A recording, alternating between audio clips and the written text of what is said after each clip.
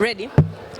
Yes, mtazamaji wa Manara TV, tunaendelea kusalia hapa katika ukumbi wa Superdome Masaki kwenye mkutano na uchaguzi mkuu wa klabu ya wananchi Young Africans, lakini tunavyozungumza hivi sasa tayari tumeshafahamu kwamba Engineer Hersi Said pamoja na makamu wake Arafat Haji wameendelea kusalia kwenye nafasi zao, Engineer akiwa ni rais lakini makamu wake akiendelea kuwa ni Arafat Haji. Baada ya kutoka nje tumekutana na Zuberi Mkalaboko, mmoja kati ya wachambuzi ambao wanafanya vizuri katika soka la hapa nchini Tanzania. Lengo ni kuzungumza naye kuhusiana na kile ambacho amekiona ndani, lakini tutagusia pia upande wa sajili kuelekea msimu mpya wa 2026-2027 kwenye michuano ya ligi kuu soka Tanzania bara sambamba na michuano ya kimataifa kwa timu zetu kubwa, especially Simba na Yanga club bingwa, lakini pia Azam na Singida ambao watakwenda kutuwakilisha kwenye kombe la shirikisho barani Afrika. Habari ya muda huu? Safi, mambo vipi?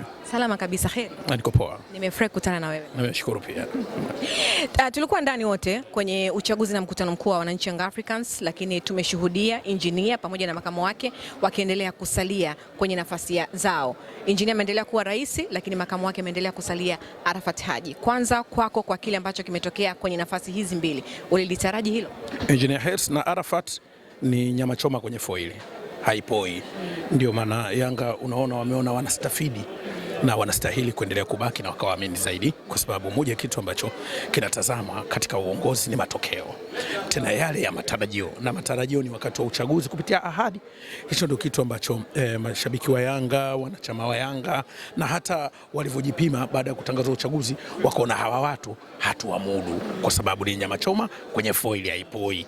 Sasa kwa nini haipoi? Nidhani yale ni matokeo ambayo walikuwa wameyapanga kwa muda mfupi na kilichoonekana, lakini nimeona angalau kwenye nafasi ya wajumbe wa kamati tendaji bila shaka ndio watu wamejitokeza. Tafsiri yake ni kwamba hawa watu wa juu ni kama wameonyesha dira kubwa, kitu ambacho wanadhani kwamba wanastahili kuacha kama walivyo. Lakini tukitazama, tukipima kiasi, tunaona kitu, kwa sababu Yanga chini ya Hersi na Arafat kwa kipindi cha miaka minne iliyopita na namna walivyowafikisha, wametoa faida kwenye maeneo yote ya kiidara kwenye mpira.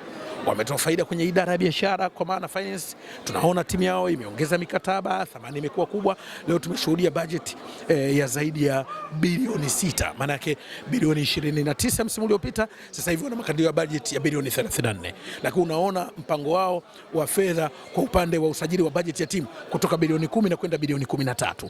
Lakini ukitazama pia vyanzo vya mapato, kuongeza idadi ya wanachama, sasa hivi wanatajwa wana wanachama zaidi ya 100,000 ndani ya nchi. Lakini unaona pia mikakati iliyopo katika masuala ya maendeleo kwenye miundombinu, ni ule mkataba mkubwa wa ujenzi wa uwanja ambao sasa hivi kitu ambacho kinawafanya kiwacheleweshe kidogo ni taratibu za kisheria. Kama unafahamu, hivi virabu ndio vinaanza kujiingiza kwenye soka lililobidhaishwa, commercialized football.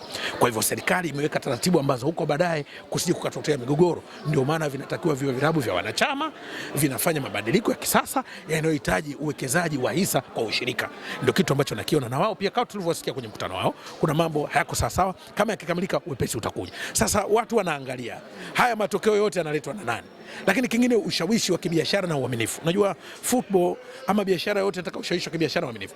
Hersi na Gharibu wana ukaribu zaidi ya mpira, na ndio maana mwekezaji yule tajiri anawekeza fedha pale kwa sababu kuna mtu anamwamini na imani. Lakini imani hii pia inatakiwa ijengwe katika misingi ya kisheria na taratibu.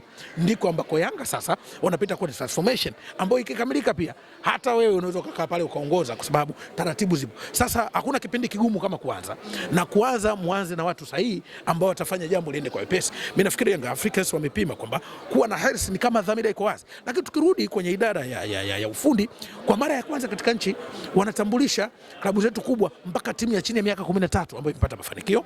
Tumeona Yanga Soccer School, tumeona mpango wao wa uendelezaji wa mpira upo katika misingi ya idara ya ufundi ambayo imeimarika. Sasa haya ni mambo ambayo kwa mtu mwenye kutazama bila kuhitaji maswali mengi anagundua ni klabu ambayo ina dira katika uongozi. Lakini tukisema kwenye mafanikio sawa, tunaweza tukakosoa. Lakini hawa ukiondoa vikombe vya ndani ambavyo mara nyingine watu wanasema vimezoeleka, lakini kwenye nyakati zao ndio wamekwenda robo finali ya CAF Champions League, wamekwenda fainali ya shirikisho. Nani hawezi kupima kama haya mafanikio ya kipekee? Hata ukiwakosoa utawakosoa na NBC labda mara 4, labda mara 5, si mara 4, lakini wamekwenda hatua ambazo hazikuwahi kufikia. Kwa hiyo hata idara ya ufundi hawa wamefanya zaidi, kitu ambacho lazima watu wawape hiyo margin yao kwenye mafanikio. Ni kama mashabiki na wanachama wa Yanga hivi sasa wana matarajio makubwa zaidi ya miaka 4 iliyopita kutoka kwa viongozi hawa. Kwako wewe Zuberi, kuanzia hivi leo miezi 10 ya mbeleni, unataraji kuona kitu gani cha utofauti kutoka kwa viongozi hawa ambao wameendelea kusalia madarakani? Mimi nadhani imani inakuja kwa kile walichokifanya mwanzo, lakini pia dhamira yao ya wazi inaonekana. Unajua uongozi ni mikakati ya wazi inaonekana. Tayari nafikiri miezi 2 nyuma tuliona, mimi nilishuhudia kandarasi yao ya udhabuni wao na GSM kwenye uwanja, kitu ambacho wamekisemwa mara kadhaa leo, lakini pia wanasema wako hatua za mwisho, na leo wanathibitisha wana nyaraka zote sasa za umiliki wa viwanja, kitu ambacho ni kikubwa sana. Unajua kumiliki ardhi ni documents, ardhi haimilikiwi na mdomo, kitu ambacho sasa wao wana documents. Sasa nini ambacho tunapenda kukiona dhani kwa wepesi ni matokeo sasa ya hayo matumizi ya ardhi kiufanisi, kama ambavyo sasa wametuthibitishia wana documents na hiyo mipango walioisema hadharani, na kinachoweza pia kuwatia imani ni kwa sababu mambo yao mengi wanayosema yanatokea, japo tunataka tuone yanatokea makubwa zaidi ya uwanja na hayo mengine ambayo bila shaka wameadhirisha. Kwenye ubingwa huku wamefanya tena mara 5 mfululizo, hakuna maswali, lakini mambo mengi tunataka tuone yatokee haya ya uboreshaji wa miundombinu sambamba na mikakati mingine ya wazi ambayo nadhani tumewasikia wanataja kujenga academy, ni vitu ambavyo watu wanataraji kuviona. Kwa hiyo moja kitu ambacho hatutii wasiwasi, binafsi tii wasiwasi, vitu vingi wanavyozungumza vinatokea. Kwa hiyo hata hayo magumu tunadhani tunaweza katokea kwa sababu ya mipango yao ya wazi. Engineer Harris kwenye hotuba yake aligusia kwamba moja kati ya msimu ambao ulikuwa unampa ugumu hata kutazama mechi za Yanga ni msimu uliotamatika, licha ya kwamba walikuwa mabingwa na ni mara ya 5 mfululizo. Huenda hii miaka 4 unaamini kwa sajili ambazo watazifanya au wameshaanza kuzifanya msimu huu na kuelekea ndani ya hiyo miaka 4, huenda tukapata historia mpya ya Yanga kufanya vizuri kwenye michuano ya kimataifa? Bila shaka. Mfano usajili wa Yanga msimu ni safina. Ukiwa na maana gani? Safina mnaepuka na gharika. Wamesajili wachezaji ambao ni profile, tunasema statement signing. Ndio maana nikasema usajili wa Yanga msimu ni safina, mnaepushwa na gharika. Lile la Nuhu, Wakristo wanasema Noa, na unafahamu lilivyotengenezwa, watu waliwacheka. Gharika ilipokuja likawanusuru. Usajili wao wa safari hii wamejifunza kitu kupitia usajili uliopita. Usajili uliopita wao ukifuatilia vizuri ilikuwa ni moshi wa mishikaki ushibi mpaka ule nyama zenyewe. Sasa ule moshi wa mishikaki kuleta wachezaji ambao walishindwa kuleta kukifix. Msimu huu wameangalia wachezaji ambao wako kwenye ubora katika kiwango kikubwa. Mara kadhaa nimekuwa nikisema mimi kwa watu kwamba mpira wetu unahitaji kutengeneza statement signing, mchezaji anayeonekana na kila mtu, ili kuboresha timu zetu kwenye ushindani tunaohitaji Afrika. Lakini kuleta wachezaji unakuwa kama umetoka kuvua ngadu, hujui huyu mkubwa au mdogo mpaka umchunguze, inakuwa ngumu sana mara kadhaa. Sasa ukiangalia wamemleta huyu Fred Ngoma, mchezaji ambaye ka display kila mtu anamjua, yani kumuona tu kila mtu anaweza kumuelezea vile anavyomuona. Tumeona Shalulile Peter Mamelodi Sundowns kwa ukubwa, mtu atakosoa Peter apate nafasi Mamelodi, lakini Mamelodi ni timu gani? Ndio timu namba 1 Afrika sasa, bingwa mtetezi huyu. Kwa hiyo Shalulile ni mchezaji ambaye apate nafasi Mamelodi, ambaye anakuja Yanga akiachwa atacheza kama ambao wamekuja kina Shenderuko, wamekuja kina Neo Maema. Nini maana yake? Maana yake ni kwamba tayari wamefanya statement signing, usajili ambao ndio tulikuwa tunataka timu zetu zifanye. Ndio maana nikasema usajili wao safari ni safina, linaenda kuwaondoa na gharika. Wanaleta wachezaji ambao kiuhalisia hatusubiri nini wafanye, ila tutashangaa wasipofanya. Lakini kipindi kingine tulikuwa tunasubiri wachezaji wakisajiliwa wakana Hassan Koma, hebu tumuone yukoje, tutaona nini. Lakini safari hii wamefanya usajili wa safina, kwa maana kwamba kuiboresha timu yao, kuleta mazingira ambayo yataleta matokeo, na ndio maana unaweza kuona wamekuwa na utulivu sana. Baada ya kufanya usajili wao, wamejipa utulivu wa kutengeneza timu kwa utulivu. Sababu moja, wao wana kocha mpya, lakini pili, wachezaji ni wapya kwa kocha.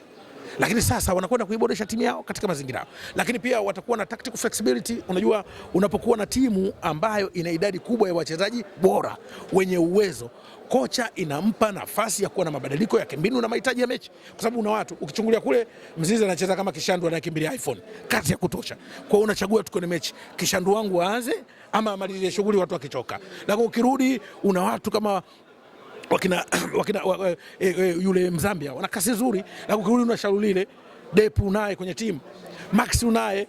Ukiangalia huku bado una kasi ya kina Mzize, bado una options ya kina Ngoma, una options ya kina Duke Abuya. Kwa hiyo unaona ile tactical flexibility ya timu wanaipata kuitengeneza timu yao. Sasa hii ndio kitu ambacho nadhani wao wanakwenda msimu na nguvu mbele, kwa sababu ukimwangalia, nilikuwa nasema mahala, ukimtazama huyu Ngoma, Fred Ngoma, usajili ule utambulisha jana, yani yule ni Tete Kuanga kuvaa koti.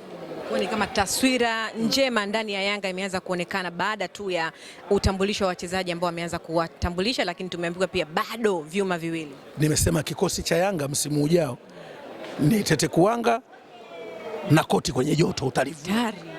Tete Kuanga na koti kwenye joto utalivua tu kwa sababu ya hiyo. Tuangalie Simba na wao ambao ni watani ama ni wapinzani wakubwa sana Wananchi Young Africans. Tumemaliza msimu wakiwa na nafasi ya pili, lakini wamebahatika kupata kombe la shirikisho ambalo lilikuwa mikononi mwa Young Africa, na wanasema kuanzia pale wameanza safari yao mpya ya kurejesha ufalme wao wa kuchukua kila kikombe, na kuanzia msimu huu wa 26-27 watarejesha kila kikombe ambacho kinastahili kuwa katika himaya yao. Simba wanatengeneza timu ya ushindani, lakini kwenye ushindani, timu ya ushindani kwenye ushindani ni tofauti kutengeneza timu ya ushindani bila ushindani. Yanga walikuwa na timu, wanakosa timu ya ushindani, lakini bado hawakuonekana kama hawana ushindani. Sasa nikitazama usajili uliofanyika sasa kwa upande wa Simba, wanatengeneza timu ya ushindani kwenye ushindani. Kwa hiyo tunataka tuwaone wakiwa washindani zaidi, lakini mbaya zaidi naiona Simba msimu huu itakuwa sio mpira tena, ni magomvi ya matabaka ya viongozi kwenye timu. Ukiwa na maana gani Zuberi? Wanagombana sana viongozi wao. Simba sasa hivi wana vita ya madaraka. Leo umesikia kinachoendelea, fujo. Pengine chanzo ama kiini mzizi wa haya yote ambayo yanaendelea ndani ya Simba ni takriban misimu 3-4 kumekuwa na hizi sintofahamu ambazo zinaendelea ndani ya klabu hiyo.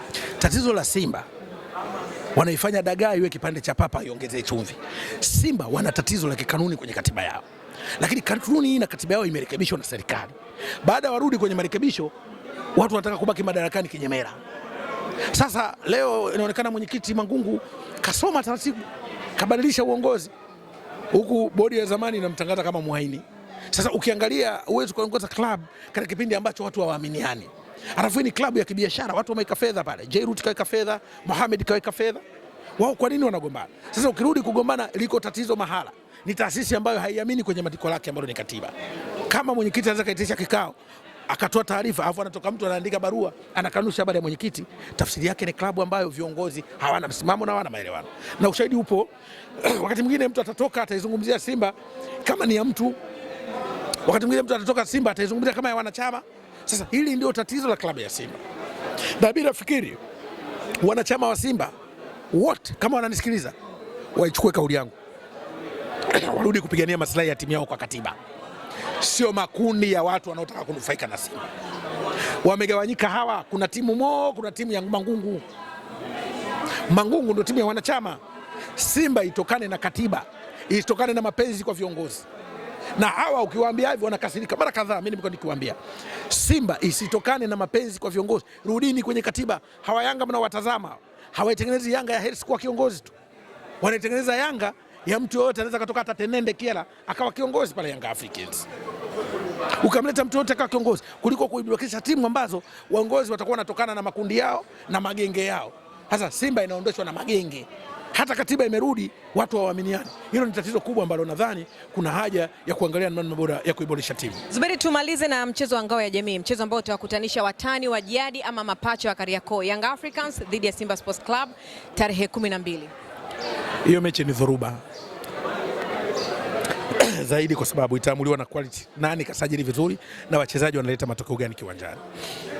Lakini wazi mechi zilizopita za Young Africans na Simba walipandisha ubora wao, lakini naingia wasiwasi.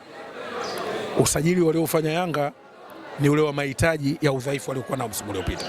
Sasa kinachosubiriwa, kama wachezaji wao watakuja kama kiporo na akijapashika moto itakuwa shida, lakini kama kiporo kitapata moto mapema, maana yake watakuwa na nguvu kubwa kwenye mchezo, kwa sababu tayari maeneo mengi ya udhaifu watakuwa wameboresha. Simba bila shaka msimu uliopita walikuwa na timu nzuri sana na walitoa ushindani mzuri na mechi za Yanga, lakini bado walikuwa wanashindwa kumaliza mechi kwa ubora. Sasa usajili wao waliofanya nimeutazama, na usajili wao ufanya Yanga nimeutazama, nimegundua Yanga wameziba pengo kubwa kuliko Simba na pengo lililobaki mechi zilizopita. Sababu Yanga maeneo ya mechi zilizopita ilikuwa ni pace kwenye game, wanasema full match pace, ilikuwa ikianza mechi kuna maeneo unaona wanapoa, lakini safari hii nadhani wameangalia full match pace, wametafuta viungo kutuliza timu chini, wameongeza mawinga. Maana safari ile ilikuwa Yanga wanacheza kama mtu mwenye kichomi. Upande bora ni ule wa Pacome peke yake. upande wao kujua hauna nguvu, na utatazama magoli mengi alikuwa anacheza maeneo anacheza Pacome, na hata kimechi ambayo Pacome anabanwa mipira inapotea kila mtu anasionya. Lakini safari hii wameitengeneza timu yao na ina stretch, wameitengeneza nguvu kila upande, hawashambulii kama mtu mwenye kichomi. Kwa hiyo wanaiboresha timu yao kucheza kwa ubora. Sasa fasili yake ni kwamba huu mchezo Simba wanaenda kucheza mechi mbili na Yanga, wanaenda ndani ya mechi moja, wanaenda kucheza na Yanga iliyoboresha ikiwa na wachezaji bora kwenye mechi. Safari ile Simba walikuwa wanacheza na Yanga ikiwa na dhaifu kama timu. Sasa hivi wanacheza na Yanga iliyoboresha timu yao na ikiwa na wachezaji bora kwenye timu. Huu ndio ubora wa Yanga ambao tulikuwa tunaona kipindi kilichopita. Ndio maana mimi ukiniambia na watazama Yanga, sema Yanga safari hii timu yao imebadilika, na imebadilika zaidi kwa sababu maeneo mengi muhimu wameongeza watu muhimu. Sasa tayari hiyo kwenye timu tayari umefanya squad harmonization, umeongeza kitu cha ziada kwenye timu kinachoweza kutafsirika ni quality. Kwa hiyo sasa hivi ukicheza na Yanga unacheza na timu kwenye coordination, unapambana na quality ya wachezaji, na sasa hivi mechi nyingi za dabi itakuwa ni quality ya watu ulioleta. Subiri tumalize na swali la mwisho. Simba alipata nafasi ya kushiriki michuano ya Sekafa lakini ameondoshwa, na katika mechi zote tatu mechi ya mwisho ndo amepata ushindi dhidi ya Singida, lakini haukumpa nafasi ya kuendelea. Watu wameanza kujaji viwango vya wachezaji kwenye michuano ya Sekafa, ama Steve Becker kuna mtego ambao ameutega watu wasimsome namna ambavyo ataingia msimu wa 26-27? Hapana. Yeye alitumia Sekafa kujaribu kufanya kama Said Mila, kuangalia Rivers yake anaingia anafikaje nyumbani. Ilikuwa ni kama Said Mila tu, unaangalia Rivers unafikaje, lakini haina maana kwamba gia ya timu yote iko Sekafa. Na faida ni kwamba Sekafa alikuwa anajaribu kuangalia intensity ya wachezaji wapya, namna gani atawaingiza kwenye timu na wachezaji wa zamani, kitu ambacho pia unaitumia kwenye mchezo. Unajua hii ni kipindi cha mwanzo wa msimu Coach anaangalia nguvu za wachezaji, ubora wao kiufundi, mbinu anavyoweza kuwatumia, na hasa wachezaji wapya. Bahati nzuri wao wana faida moja Simba, tofauti na Yanga. Simba wana kocha wa zamani, anawajua wachezaji wa zamani, anataka kuangalia wachezaji wapya. Ndio maana ukaona mechi ya Singida aliwaokota kama wachezaji wawili wa zamani wapya, akawaingiza kwenye kikosi cha zamani, na tuliona timu ilivyo flow. Kwa hiyo hiyo ndio advantage ambayo yuko nao Steve Barker. Lakini kocha wa Yanga Mankoba, yeye ni mpya, ndio maana akajifungia na timu, anajifukiza aviki jasho litoke ndio aende, kama kapona malaria au corona. Yeye hawezi kaenda kwenye michuano wakati na timu mpya. Kwanza wachezaji hawajui individual ability, hawajui team ability, hajui group ability, lakini pia hajui physicality ya wachezaji wake, hajui mental quality ya wachezaji wake, technical ya wachezaji wake, lakini pia kutengeneza timu katika kipindi ambacho afanya squad selection. Kwa lazima aende na easy to difficult, ajipe muda kutazama kwa sababu anajifukiza nao, na ndio maana ukaona yeye kajipa muda wa kutulia na timu muda mrefu. Lakini yule umemletea watu wapya wa zamani, anawajua, anawaangalia wao wapya wakoje, na ndio maana unaweza kuona yule training zake kazigawa kwa wepesi, kagawa gym session, outdoor session na ground session, zote anazifanya kule Avik, kuwajua watu hata nguvu zake zikoje, ufundi wake ukoje, na nikitaka kumuunganisha kwenye timu napataje. Na sio ajabu ukaona Yanga ambayo ina mabadiliko kwenye kikosi, kwa sababu ipo na kocha mpya na wachezaji wapya. Yeye hawajui wale, ndio anakutana nao, ndio maana kaomba kujifukiza. Yuko kwenye sauna. Kocha wa Yanga kaomba sauna ajifukize kwa sababu ana timu mpya ili apate wepesi. Mimi nikushukuru Zuberi kwa muda wako. Asante sana. Tukutane msimu wa 26-27. Inshallah. Huyo ni Zuberi Mkalaboko, mchambuzi wa soka kutoka hapa nchini Tanzania, nikizungumza naye kuhusiana na kile ambacho kimetokea hii leo kwenye uchaguzi mkuu wa Young Africa, sambamba pia na kuelekea msimu mpya wa ligi kuu soka Tanzania bara 26-27. Mimi ni Mdoe, nyuma ya kamera yuko Chuda 99. Haya mkuti mbuzi, ukimwita hivyo pia unakuwa hujakosea. Endelea kubaki na Manara TV. Asante.